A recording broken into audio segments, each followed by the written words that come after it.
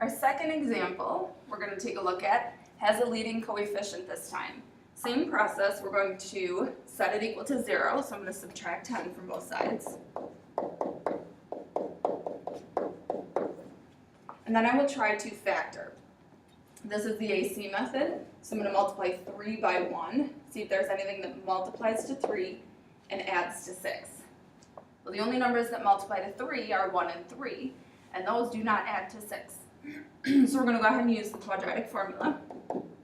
X equals negative b plus or minus the square root of b squared minus 4 times a times c all over 2a. Alright, so I'm going to simplify pretty quickly. Inside we have 36 minus 12 is 24 all over 6. Simplifying our radical, 24 has a perfect square factor of 4. Square root is 2, so I'm going to pull that out. And then because my negative 6, my 2, and the 6 in the denominator all have a common factor of 2, I can divide those out of each term. Now be careful that you don't divide the 6 that's under the radical, because the 2 times the square root of 6 is already being divided by 2.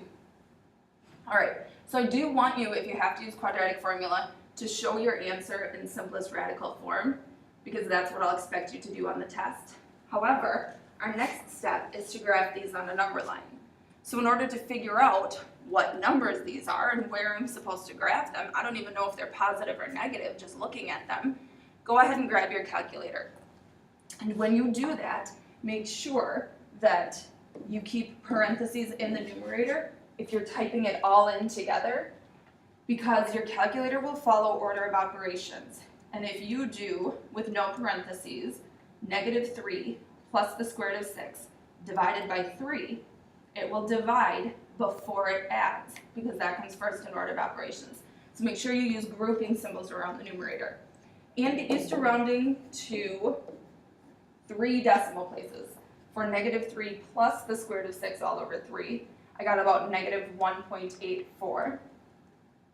And then for negative 3 minus the square root of 6 all over 3, I got about negative 1.816. Alright, so I need a little more room. I have to get rid of this. We're going to graph these on the number line now.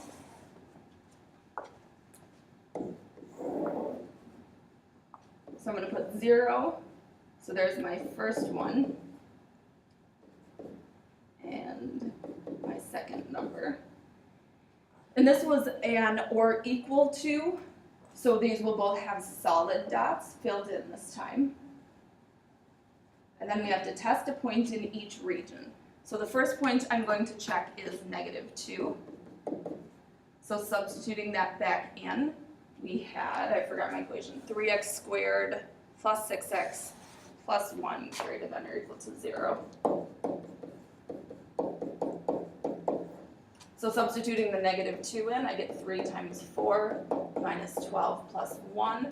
Is that greater than or equal to 0? 12 minus 12 is 0, plus 1 is 1. So yes. And we will shade to the left of our first number. Negative 1 is the only integer between my two critical values, so we'll check that one.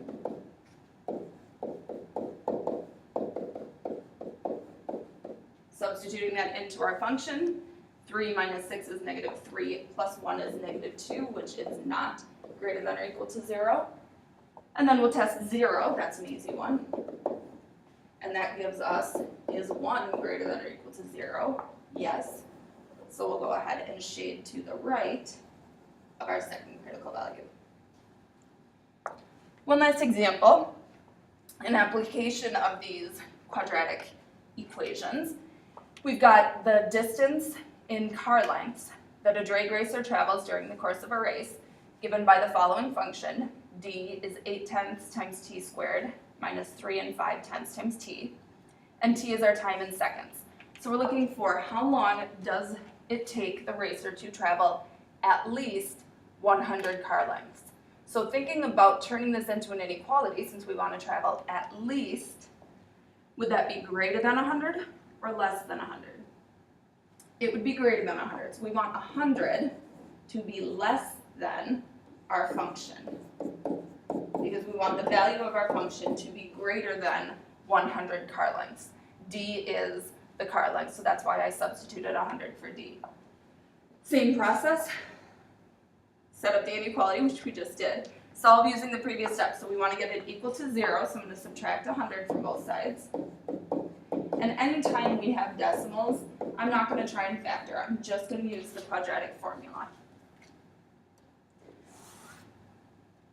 So, in this case, t equals the opposite of b plus or minus the square root of b squared minus 4 times a times c all over 2a. Now, in this case, because we've got decimals again, I'm not going to try and get this in simplest radical form. It doesn't make sense to do simplest radical form with decimals. So I'm going to go ahead and punch all of this into my calculator all at once. And what you should do is practice this with your calculator to see if your answer matches mine. I'm going to use 2 sets of parentheses, one around my entire numerator and one around everything under the radical. Actually 3 sets, because then I'll need another one in the denominator. So my first answer, using addition in the numerator,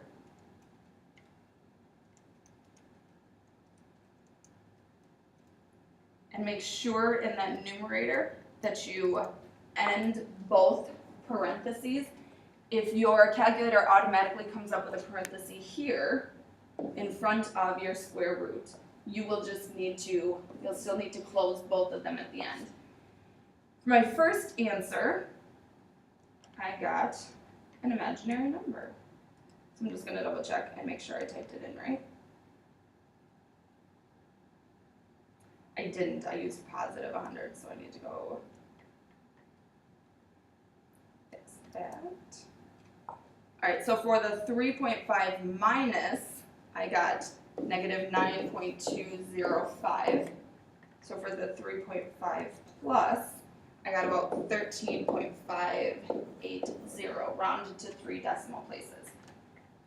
Well, obviously negative 9.205 seconds doesn't make sense, so we would say that t is greater than 13.580 seconds.